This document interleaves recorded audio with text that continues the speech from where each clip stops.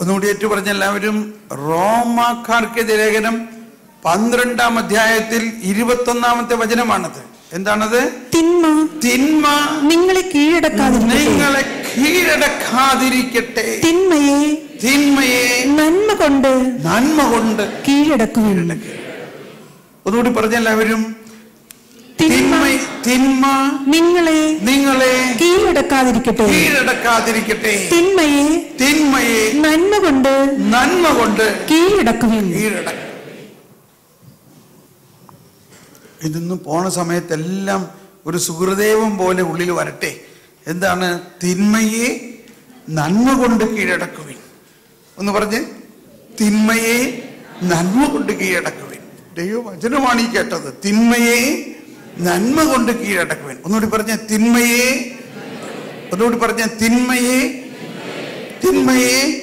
നന്മ കൊണ്ട് കീഴടക്കുവിൻ. തിന്മയെ നന്മ കൊണ്ട് കീഴടക്കുവിൻ. എല്ലാവരും പറയും. ഒന്നുകൂടി പറയും. തിന്മയെ നന്മ കൊണ്ട് കീഴടക്കുവിൻ. തിന്മയെ നന്മ കൊണ്ട് കീഴടക്കുവിൻ.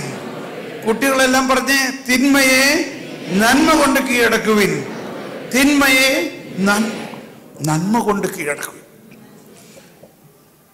ഇദ്ദേഹം ഇങ്ങനെ പറഞ്ഞ് കഴിഞ്ഞിട്ട് ഇങ്ങനെ പറയാണ്, എൻ്റെ ബ്രദറെ, എൻ്റെ ഭാര്യയെപ്പോലെ വേറൊരാളെ ഞാൻ കണ്ടിട്ടില്ല. എൻ്റെ 3 പെമ്മക്കളാണ് എനിക്കുള്ളത്. ആ 3 മക്കളെയും എൻ്റെ ഭാര്യ ഇത്രയും കെയർ എടുത്ത്, ഇത്രയും ഡെഡിക്കേറ്റഡ് ആയിട്ട് ഇതുപോലെ പിള്ളേർക്ക് വേണ്ടി ജീവൻ കൊടുക്കണ ഒരു അമ്മയെ ഞാൻ കണ്ടിട്ടില്ല. ഇത് കേട്ടിട്ട് ഇവൾ അന്തപ്പെട്ടു. You realise this but you never told me. ഇത് നിങ്ങൾ മനസ്സിലാക്കിയോ? പക്ഷെ ഇത്രയും നാൾ നിങ്ങൾ ഇതിനെ കുറിച്ച് എന്നെ പറഞ്ഞിട്ടില്ല. ഇതുപോലെ ഒരു കൗൺസിലിംഗ് ഉണ്ടായിട്ടില്ല. ഇവർ രണ്ടുപേരും കുറച്ചുകൂടി അടുത്തു. പിന്നെ ഞാൻ പറഞ്ഞു, ഒരു കാര്യം കൂടി പറയും. അങ്ങനെ ഒന്നൊന്നായിട്ട് 10 കാര്യങ്ങൾ ഇതുപോലെ ഒന്നിനൊന്ന് വളരെ വളരെ വളരെ നല്ല കാര്യങ്ങൾ അവർ ചെയ്യുന്നത് ഇവരിങ്ങനെ പറയാൻ തുടങ്ങി. പറഞ്ഞ് അവസാനമായപ്പോഴേക്കും ഇവരങ്ങ് വികാരാവേശം കൊണ്ട് നിറഞ്ഞു. ഇവരങ്ങ് കെട്ടിപ്പിടിച്ചു. അയ്യോ, നമ്മൾ ഇത്രയും നല്ലവരാണെന്ന് ഇപ്പോഴല്ലേ മനസ്സിലായതെന്ന് പറഞ്ഞു. കെട്ടിപ്പിടിച്ച് ഉമ്മ വെച്ച് പിന്നെ അവിടെ നിന്ന് അവരെ പറഞ്ഞു വിടാൻ പറ്റണില്ല.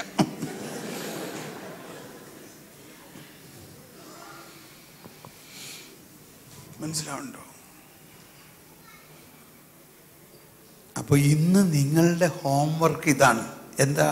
ഒരു 10 നല്ല കാര്യങ്ങൾ ഇപ്പൊ തന്നെ ഒന്ന് ചിന്തിച്ച്.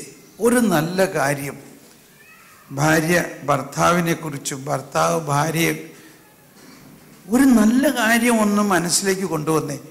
എന്താണ് ഭർത്താവിലുള്ളൊരു നല്ല കാര്യം? എന്താണ് ഭാര്യയിലുള്ളൊരു നല്ല കാര്യം? അല്ല, ഇവിടെ വെച്ച് തന്നെ പറഞ്ഞു തുടങ്ങും. ഒന്ന് പറഞ്ഞ് അടുത്തിരിക്കുന്ന ആളുകൾ പറയും. അടുത്ത ആളില്ലാത്തവർക്ക് ഒരു SMS, ഫോൺ ഓഫാണല്ലേ, അല്ലെങ്കിൽ മനസ്സിലൊന്ന് ചിന്തിച്ചുകൊണ്ട് പറയുന്നു ഒരു നല്ല കാര്യം. ഇപ്പൊ തന്നെ ഒന്ന് പറഞ്ഞു. ഭർത്താവിനോട് പറയും, ഭാര്യ, ഇതാണ് നിങ്ങളുടെയിലുള്ള വളരെ നല്ലൊരു കാര്യം. എന്നപോലെ തന്നെ ഭാര്യയോട് ഭർത്താവ് ഒന്ന് പറഞ്ഞേ. പറയും. കണ്ടോ? ഭാര്യയും ഭർത്താവും തൊട്ട് അടുത്തിരിക്കാത്തവര് മനസ്സിൽ, ഹൃദയത്തിൽ ഭർത്താവിനെ കണ്ടുകൊണ്ടൊന്ന് പറയും, ഭർത്താവേ, ഇതാണ് നിങ്ങളുടെ നിങ്ങളിൽ നല്ല കാര്യം. എന്ന പോലെ ഭാര്യ അടുത്തിപ്പില്ലാത്ത ഭർത്താവ് മനസ്സിലൊന്ന് പറയും. ഒരു ഗാനം ആലപിക്കാൻ തയ്യാറാണോ? ഏത് പാട്ടാ പാടുമെന്ന് പറഞ്ഞത്? പാട്ട് പാടണം.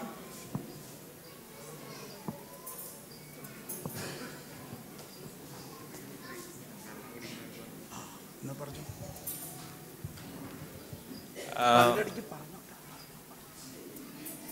ബ്രദർ പറഞ്ഞ കാര്യം എല്ലാവരും അങ്ങോട്ടും ഇങ്ങോട്ടും ഷെയർ ചെയ്യുക, ഭർത്താവുമാരെയും. ഇപ്പോ ചെറിയ ബ്രേക്ക് അല്ല, ബ്രേക്ക് ടൈം പോലെയാണ്. മ്യൂസിക് ടീം പാട്ട് പാടും. അപ്പൊ ആ സമയത്ത് അത്യാവശ്യമായി ബാത്റൂമിലേക്കൊക്കെ ആർക്കെങ്കിലും പോകുന്നെങ്കിൽ പോകാം. ഇപ്പോ അതുപോലെ തന്നെ ടോക്ക് നടക്കുന്ന സമയത്ത് ആരും ഈ പാസേജിലൂടെ പോവാതെ നോക്കുക. എന്തെങ്കിലും അത്യാവശ്യം ഉണ്ടെങ്കിൽ ബാക്കിലെ പാസേജിലൂടെ പോകാൻ ശ്രമിക്കുക. വെള്ളം അത്യാവശ്യമുള്ളവർക്ക് ബാക്കിൽ ചെന്ന വെള്ളം തരുവര്. ഓക്കെ, അപ്പൊ മ്യൂസിക് ടീം ഒരു പാട്ട് പാടുന്നതായിരിക്കും. ഇപ്പോ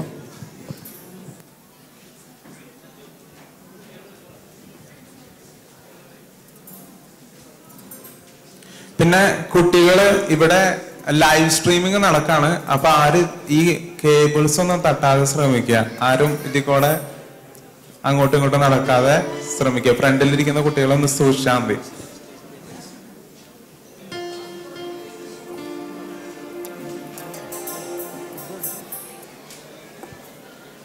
എല്ലാവരും ബാക്കിലേക്ക്, വെള്ളത്തിന് വേണ്ടിയാണെങ്കിൽ എല്ലാവരും ബാക്കിലേക്ക് പോകുന്നില്ല. വോളണ്ടിയേഴ്സ് വെള്ളം ഇങ്ങോട്ട് സപ്ലൈ ചെയ്തോളും.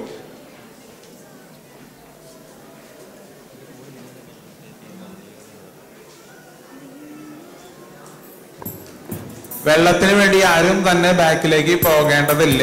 വോളണ്ടിയേഴ്സ് ആവശ്യക്കാർക്ക് വെള്ളം തരുന്നതായിരിക്കും. ബാത്റൂമിൽ പോകുന്നവർ മാത്രം പോവുക. പോകുന്നവരുടെ ശ്രദ്ധയ്ക്ക് എത്രയും പെട്ടെന്ന് തന്നെ തിരിച്ചു വരാം. 10 മിനിറ്റിനുള്ളിൽ അടുത്ത സെഷൻ സ്റ്റാർട്ട് ചെയ്യും.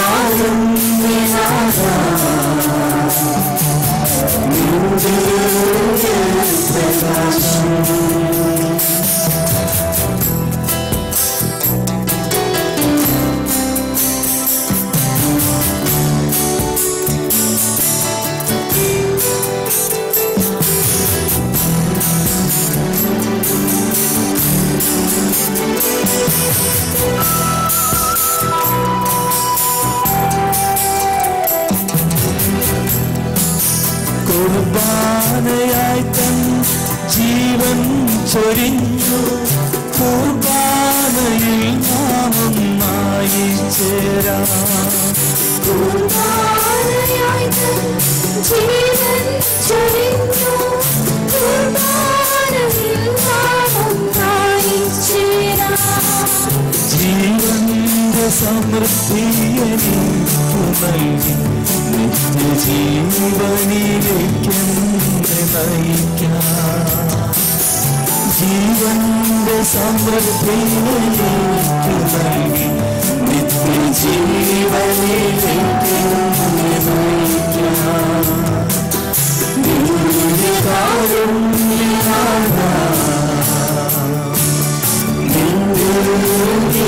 പ്രകാശം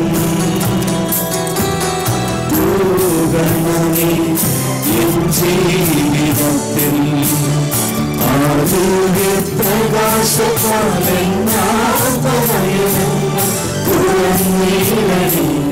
നിങ്ങൾക്കും ദർശിക്കാം ദിവ്യകാര്യം നിന്റെ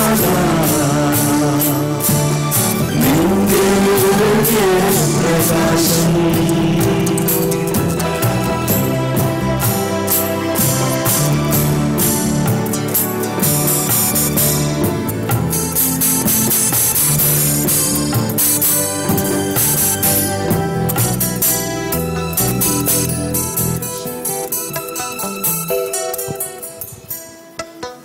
വെള്ളം കുടിച്ചു കഴിഞ്ഞവര് കുപ്പി അവിടെ തന്നെ അവരവരുടെ ഇരിക്കുന്ന കസേരയുടെ താഴെ വെച്ചാൽ മതി.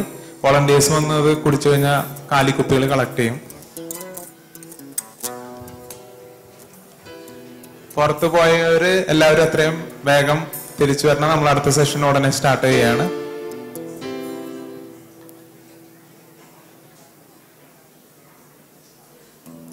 പിന്നെ നേരത്തെ പറഞ്ഞ ഇൻസ്ട്രക്ഷൻസിൽ ഒരു ഇൻസ്ട്രക്ഷൻ ഒന്നുകൂടി പറയാണ്. നാളെ കുട്ടികളെ എല്ലാവരെയും തന്നെ വേറൊരു റൂമിലായിരിക്കും.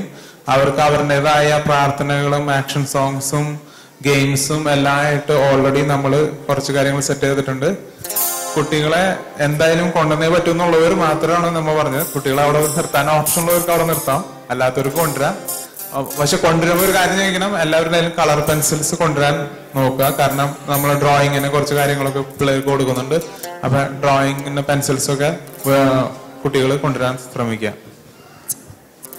പിന്നെ ബാഡ്ജ് കിട്ടാത്തവരാരെങ്കിലും ഉണ്ടെങ്കിൽ നാളെ രാവിലെ വരുമ്പോൾ തന്നെ രജിസ്ട്രേഷൻ കൗണ്ടറിൽ വന്ന് ബാഡ്ജ് കളക്ട് ചെയ്യണം. രജിസ്റ്റർ ചെയ്യാത്ത ഫാമിലീസ് ഉണ്ടെങ്കിൽ രജിസ്റ്റർ ചെയ്യാൻ ഓർക്കണം.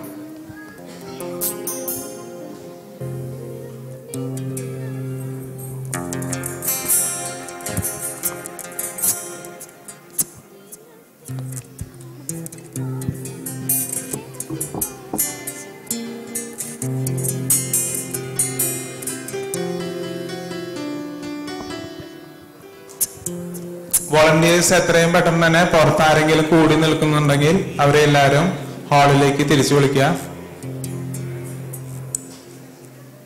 നമ്മൾ അടുത്ത സെഷൻ തുടങ്ങാൻ പോവുകയാണ്. ഇപ്പോൾ ഗായക സംഘം ഒരു പാട്ട് പാടും. ആ പാട്ടിന് ശേഷം ബ്രദർ തോമസ് പോളിന്റെ അടുത്ത സെഷൻ സ്റ്റാർട്ട് ചെയ്യും.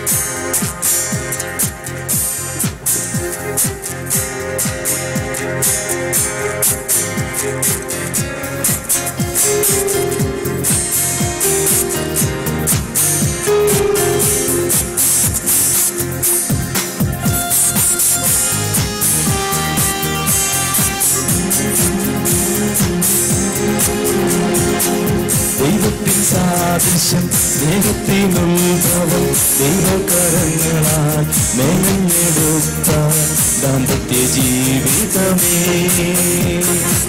ദൈവത്തിൻ സാദൃശ്യം സ്നേഹത്തിനുത്ഭവം ദൈവകരങ്ങളാൽ മെനഞ്ഞെടുത്ത ദാമ്പത്യ ജീവിതമേ. ദൈവത്തിൻ ഛായയാൽ സൃഷ്ടിതൻ മകുടമായി ദൈവത്തിൻ ചൈതന്യം നിറഞ്ഞ ദാമ്പത്യമേ. ദൈവത്തിൻ ഛായയാൽ സൃഷ്ടിതൻ മകുടമായി ദൈവത്തിൻ ചൈതന്യം നിറഞ്ഞ ദാമ്പത്യമേ. ദൈവത്തിൻ സാദൃശ്യം സ്നേഹത്തിനുത്ഭവം ദൈവകരങ്ങളാൽ മെനഞ്ഞെടുത്ത ദാമ്പത്യ ജീവിതമേ.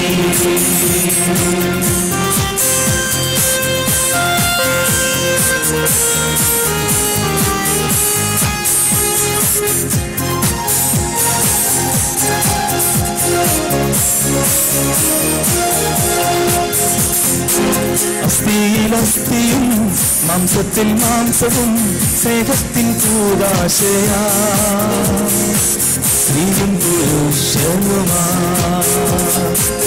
അസ്ഥിയിൽ അസ്ഥിയും മാംസത്തിൽ മാംസവും സ്നേഹത്തിൽ കൂടാശയാ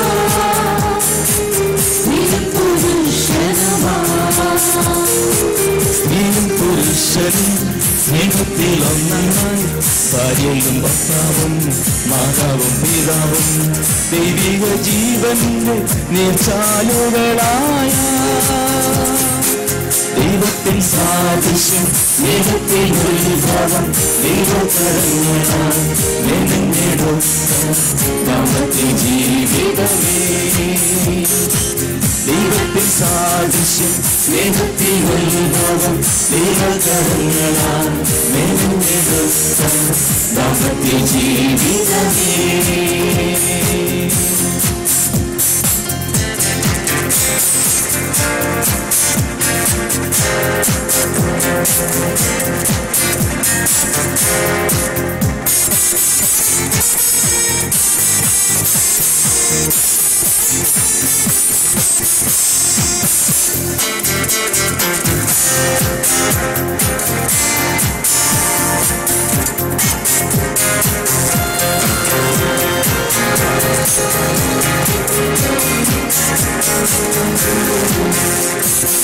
സ്നേഹവും സമയവും ജ്ഞാനത്തിൽ അലിയുമ്പോൾ കരുണയും കൃപയും എളിമയിൽ ഒഴുകുമ്പോൾ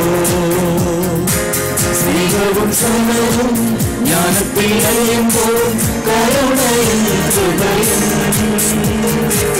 എളിമയിൽ ഒഴുകുമ്പോൾ സ്നേഹത്തിൻ മണിയറയായി രാഗത്തിൻ ബലിവേദിയായി ഭാര്യയും ഭർത്താവും മാതാവും പിതാവും ഓരോ കുടുംബവും അനുഗ്രഹീതം സ്നേഹത്തിൻ സാദൃശ്യം സ്നേഹത്തിൽ ഉത്ഭവം ദൈവകരങ്ങളാൽ ദാമ്പത്യ ജീവിതമേ ദൈവത്തിൻ സാദൃശ്യം സ്നേഹത്തിൽ ഉത്ഭവം ദൈവകരങ്ങളാൽ ദാമ്പത്യ ജീവിതമേ ദൈവത്തിൻ ഛായയ നിഷ്ഠിതൻ മധുരമായി ദൈവത്തിൻ ചൈതന്യം നിറഞ്ഞ ദാമ്പത്യമേ ദൈവത്തിൻ ഛായയ സൃഷ്ടിതൻ മധുരമായി ദൈവത്തിൻ ചൈതന്യം നിറഞ്ഞ ദാമ്പത്യമേ ദൈവത്തിൻ സാദൃശ്യം സ്നേഹത്തിൽ ഉത്ഭവം ദൈവകരങ്ങളാൽ ദാമ്പത്യ ജീവിതമേ ദാമ്പത്യ ജീവിതമേ ദാമ്പത്യ ജീവിതമേ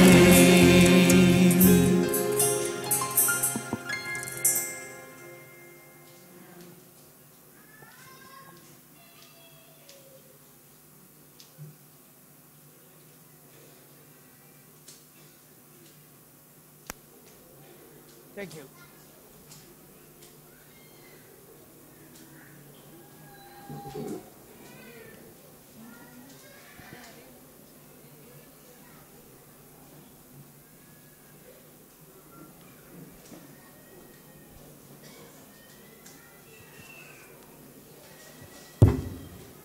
Praise the Lord. നിങ്ങൾ സംസാരിക്കാൻ ഇത്തിരി ബുദ്ധിമുട്ടുണ്ട് അല്ലേ, നല്ല കാര്യങ്ങളൊക്കെ പറയാൻ. കാരണം എന്താണെന്ന് വെച്ചാൽ നമ്മൾ എപ്പോഴും ചിന്തിക്കുന്നത് ഇപ്പം ഈ വെളുത്ത ഷർട്ടിൽ ഒരു കറുത്ത പൊട്ടുണ്ടെങ്കിൽ ആദ്യം കാണുന്നത് എന്താ? ആ കറുത്ത പൊട്ട. നമ്മുടെ ജീവിത പങ്കാളിയിൽ ഒരുപാട് നല്ല കാര്യങ്ങളുണ്ട്. പക്ഷേ നമ്മളിലുള്ളൊരു ഹ്യൂമൻ നേച്ചർ, നമ്മുടെ മാനുഷികമായ ഒരു പ്രകൃതി ആദ്യം ആ മോശമായതിനെ കാണുക എന്നുള്ളതാണ്. അതാണ് ജ്ഞാനം എന്ന് പറയുന്നത്. ജ്ഞാനം എന്ന് പറയുന്നത് നമ്മൾ ജീവിത പങ്കാളിയിൽ നിന്നല്ല, ആരിലായാലും ആ മോശമായ അല്ലെങ്കിൽ നോട്ട് ഗുഡ്, നല്ലതല്ലാത്ത ഒരു കാര്യം കണ്ടാൽ അത് ഉടനെ പറയണ്ട എന്ന് ഒരു ജ്ഞാനത്തിലൂടെ നമ്മൾ തീരുമാനിക്കണം.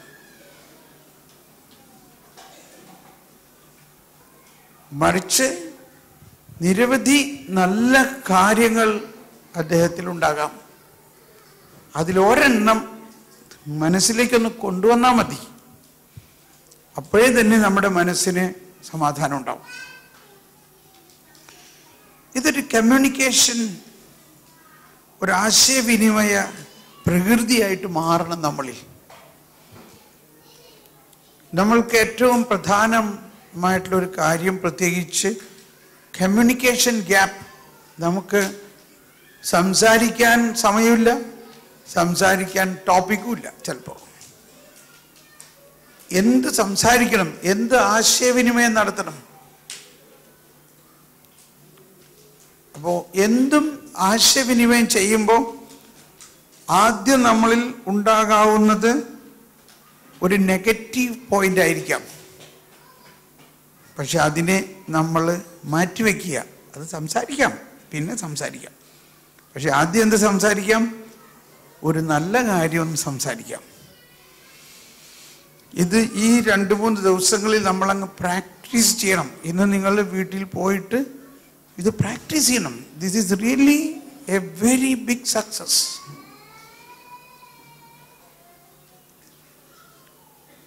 ഞാൻ ഒരുപാട് പേർക്ക് മാരേജ് കൗൺസിലിംഗ് കൊടുത്തിട്ടുണ്ട്.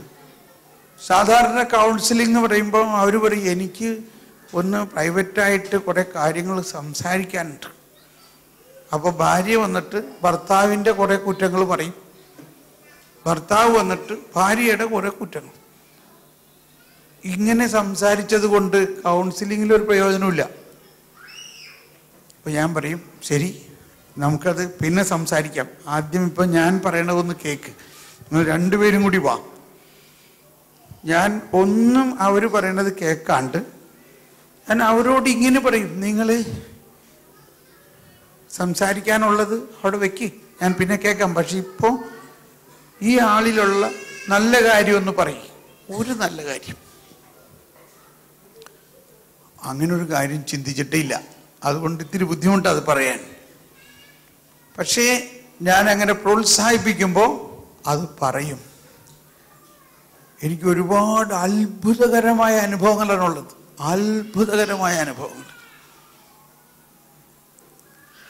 10 മിനിറ്റ് കൊണ്ട് കൗൺസിലിംഗ് കഴിച്ചു. എന്നിട്ട് ഞാൻ പറയും, ഇനി നിങ്ങൾ പറയാനുള്ളത് പറയും. ഇല്ല, ഒന്നും പറയാനില്ല. എവിടെ പോയി? തിന്മയെ നന്മ കൊണ്ട് കീഴടക്കി. ഇത് നിങ്ങൾ ഇന്ന് ഒറ്റ ദിവസം കൊണ്ട് നിങ്ങൾക്ക് വലിയ ഒരു സന്തോഷം ഉണ്ടാകാൻ പോവുകയാണ്. നമ്മളെപ്പോഴും തിന്മയെ കേന്ദ്രീകരിച്ചാണ് ജീവിക്കുന്നത്.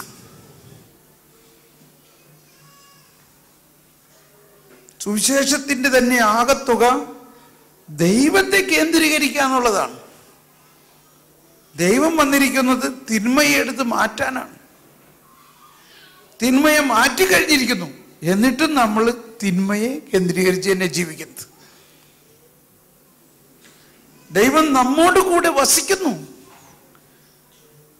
നമ്മിൽ ജീവിക്കുന്നു, നമ്മിൽ നന്മ പകരുന്നു, നമ്മിൽ ജ്ഞാനം പകരുന്നു, നമ്മിൽ സ്നേഹം പകരുന്നു, നമ്മിൽ കൃപ പകരുന്നു. അപ്പോൾ വളരെ പ്രത്യേക ചില ആശയങ്ങൾ നമ്മൾ ഈ ദിവസങ്ങളിൽ പഠിക്കാൻ പോവുകയാണ്.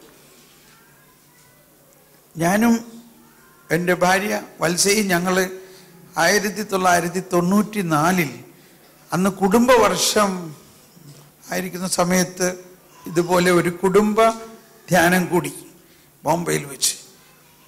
അന്നു മുതൽ ഞങ്ങൾക്ക് വളരെ വ്യത്യസ്തമായ ഒരു സന്തോഷാനുഭവം ഉണ്ടാകാൻ തുടങ്ങി. അതിനുശേഷമാണ് ഞാൻ ഹീലിംഗ് ഇൻ മാരേജ്, വിവാഹത്തിലുള്ള രോഗശാന്തി, ഹീലിംഗ് എന്ന ഒരു ധ്യാന പരമ്പര ഉണ്ടാക്കി. ഞങ്ങളുടെ 25ാമത്തെ ജൂബിലി ആഘോഷിക്കുന്ന സമയത്ത് ബോംബെയിൽ അല്ലെങ്കിൽ നാഷണൽ കരിസ്മാറ്റിക്കിന്റെ ആഭിമുഖ്യത്തിൽ ഞങ്ങൾ അതിൻ്റെ പകുതി ചെലവെടുത്തുകൊണ്ട് ഹീലിംഗ് ഇൻ മാരേജ് എന്ന് പറഞ്ഞ ഈ ധ്യാനം നടത്തി. ഒരുപാട് ദമ്പതിമാരുടെ ജീവിതത്തിൽ അടഞ്ഞുകിടന്ന അല്ലെങ്കിൽ ഒരു പുതിയ കവാടം തുറന്നു. ചിലർ പറയാണ് 34 വർഷമായി ഞാൻ കല്യാണം കഴിച്ചിട്ട്, എന്നിട്ട് ഇന്നാണ് എൻ്റെ ഭർത്താവ് ആദ്യമായിട്ട് എന്നെ ഒരു നല്ല കാര്യം പറഞ്ഞത്.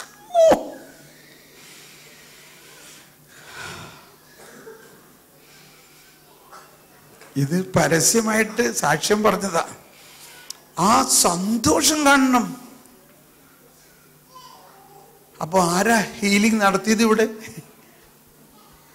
തിന്മ പറഞ്ഞതുകൊണ്ട് ഹീലിംഗ് ആവോ? തിന്മ ഇങ്ങനെ ആരോടെങ്കിലും ഒക്കെ പറഞ്ഞിട്ടുണ്ടെങ്കിൽ നമ്മൾ മലന്ന് കിടന്ന് തുപ്പുന്ന മാതിരിയാ.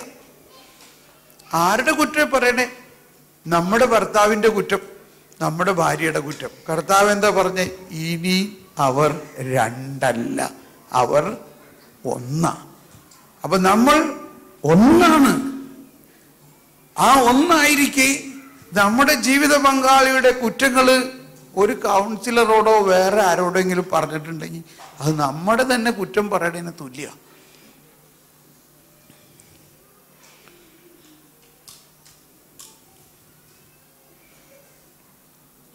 അതിന് പകരം ആ ഒരു ആശയത്തെ അങ്ങ് മ്യൂട്ട്, ഇപ്പൊ എല്ലാം കമ്പ്യൂട്ടർ ലാംഗ്വേജ് അല്ലേ, അതിനെ അങ്ങ് മ്യൂട്ട്, അതിനെ അങ്ങ് ഡിസേബിൾ ചെയ്യും. എന്നിട്ട് ഓപ്പൺ അനദർ ചാനൽ, എന്തെങ്കിലും നന്മയുണ്ടോ എന്ന് അന്വേഷിക്കണം. ഞാനിത് വേറെ സബ്ജക്റ്റിലേക്ക് പോകാമെന്ന് വിചാരിച്ചിട്ട് വീണ്ടും ഇത് തന്നെ പറയാൻ തോന്നാം. വേറൊരു ഉദാഹരണം ഇതാണ്. ഇതേമാതിരി ഒരു ധ്യാനത്തിൽ ഒരു ചേട്ടത്തി വന്നു. സഹോദരി പറഞ്ഞു, എൻ്റെ ബ്രദറെ, എൻ്റെ ഭർത്താവിന് വേണ്ടി ഒന്ന് പ്രാർത്ഥിക്കും. അങ്ങേരെ അപ്പൊ ഞാൻ പറഞ്ഞു, അദ്ദേഹം ധ്യാനത്തിന് കൊണ്ടുപോ. ധ്യാനത്തിനോ? അദ്ദേഹം ധ്യാനത്തിന് വരുന്ന പ്രശ്നമില്ല, വിശ്വാസം ഉണ്ടായിട്ട് വേണ്ടേ, ഞായറാഴ്ച പള്ളിയിൽ വന്നിട്ട് വേണ്ടേ, പിന്നെ എന്നിട്ട് കുറേ ഇങ്ങനെ പറയാൻ തുടങ്ങി. ക്ഷമിക്കണം, ഞാൻ സഹോദരിമാരെ കുറ്റം പറയല്ല കേട്ടോ, ഞാനൊരു ഉദാഹരണം സംഭവിച്ചത് പറയാം.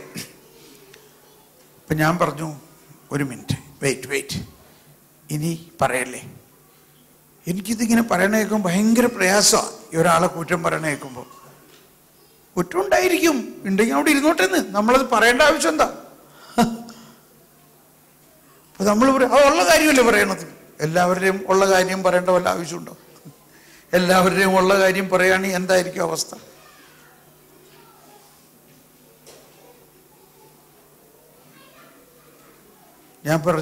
ഞാൻ അവരോട് പറഞ്ഞു, നീ ഇന്ന് നിനക്കൊരു കാര്യം, ഇയാളുടെ നല്ല കാര്യം ഒന്ന് പറയാമോ എന്ന് ചോദിച്ചിട്ട് പെട്ടെന്ന് ഉത്തരം മുട്ടി, പറയാൻ പറ്റുന്നില്ല. ഞാൻ പറഞ്ഞു, നീ ചിന്തിക്കേ. കുറച്ചു നേരം കഴിഞ്ഞപ്പോൾ ഇങ്ങനെയൊക്കെ ഒന്ന് തടവി ഒന്ന് ചിന്തിച്ചിട്ട് പറഞ്ഞ്, ഒരു നല്ല കാര്യം പറഞ്ഞു. ഞാൻ പറഞ്ഞു, ഒരെണ്ണം കൂടി പറഞ്ഞു. ഇത് പറയുന്ന നേരത്തേക്ക് മുഖഭാവം വളരെ സന്തോഷകരമാവുന്നു എന്നുള്ളത് ഞാൻ ശ്രദ്ധിച്ചൊരു കാര്യമാണ്. ഞാൻ പറഞ്ഞു, നീ ഇന്ന് വൈകുന്നേരം ധ്യാനം കഴിഞ്ഞ് പോയിട്ട് ഭർത്താവിനോട് ഇതങ്ങ് പറയാമോ? പറയാലോ. Praise the Lord.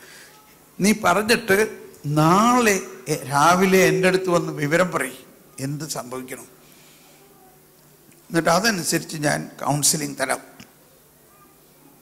ഓക്കെ. അങ്ങനെ പോയി.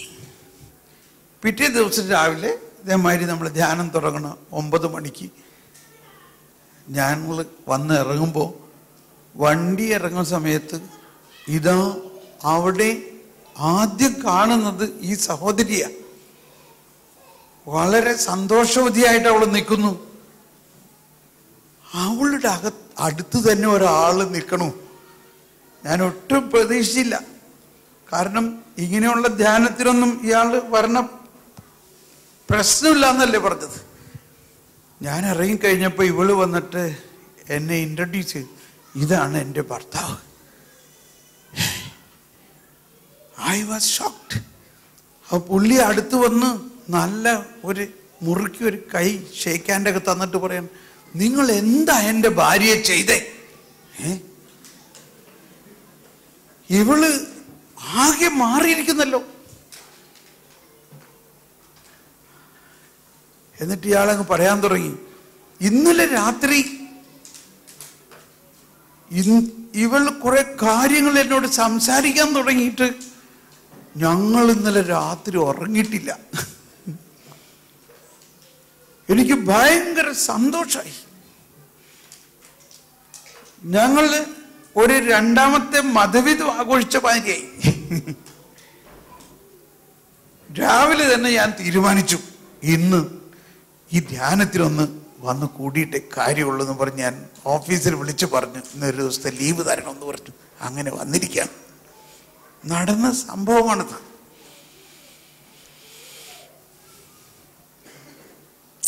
Praise the Lord. അപ്പോൾ ഇതുപോലെ ഒരുപാടുണ്ട്. ഇപ്പൊ സമയമില്ലാത്തതിൻ്റെ പേരിൽ ഞാൻ പറയുന്നില്ല. ആശയം ഒരേ ആശയം തന്നെ. അത്ഭുതങ്ങൾ നടന്നിട്ടുള്ളത്. ഒരു കാര്യം കൂടി പറയട്ടെ. രണ്ടുപേര് വിവാഹം മോനെ വിവാഹം മോചിക്കാൻ തീരുമാനിച്ചു. അപ്പോൾ ഒരു അച്ഛൻ്റെ അടുത്ത് കൗൺസിലിങ്ങിന് വന്നിരിക്കുകയാണ്. അച്ഛൻ പറഞ്ഞിട്ടൊന്നും അടുക്കുന്നില്ല. അപ്പോൾ ആ നാളിൽ ഞാൻ അവിടെ ധ്യാനിപ്പിക്കുന്നുണ്ടായിരുന്നു. അച്ഛൻ എന്നോട് വന്ന് പറഞ്ഞു, തോമസ് പോളെ ഇടവേള സമയത്ത് ഒരു 10 മിനിറ്റ് ഒന്ന് ഇവരുടെ വിഷയം ഒന്ന് ഡീല് ചെയ്യാമോ? ഞാൻ പറഞ്ഞിട്ട് നമ്മൾ വിവാഹം കുടുംബത്തിൻ്റെ കാര്യം എന്ത് പറഞ്ഞാലും ഉടനെ നമ്മൾ സമയം കൊടുക്കാൻ തയ്യാറാണ്. അപ്പോൾ വിഷയം ഇതാണ്. ഭാര്യ പറയുകയാണ്, എൻ്റെ ഓഫീസിൽ എന്നെ സ്നേഹിക്കുന്ന ഒരാൾ, അയാളുടെ സ്നേഹം എനിക്ക് വളരെ ആനന്ദം തരുന്നു. അതുപോലെ ആനന്ദം എൻ്റെ ഈ ഭർത്താവിൽ നിന്ന് എനിക്ക് കിട്ടുന്നില്ല. അപ്പൊ അതിൻ്റെ അർത്ഥം ഇയാളല്ല യഥാർത്ഥത്തിൽ എൻ്റെ ഭർത്താവ്, അയാളാകണം ഭർത്താവ്. അതുകൊണ്ട് എനിക്ക് ഇയാളെ വിടണം. മനസ്സിലായോ? ഇയാൾ എന്നെ സ്നേഹിക്കുന്നുവെങ്കിൽ എനിക്ക് ആ സ്നേഹത്തിന്റെ അനുഭവം ഉണ്ടാവണ്ടേ? എനിക്ക് ഇയാളുടെ ഒരു അനുഭവമില്ല. പക്ഷേ എൻ്റെ ഓഫീസിലുള്ള എൻ്റെ സഹപ്രവർത്തകനിൽ നിന്ന് എനിക്ക് ഭയങ്കര സ്നേഹാനുഭവമാണ്.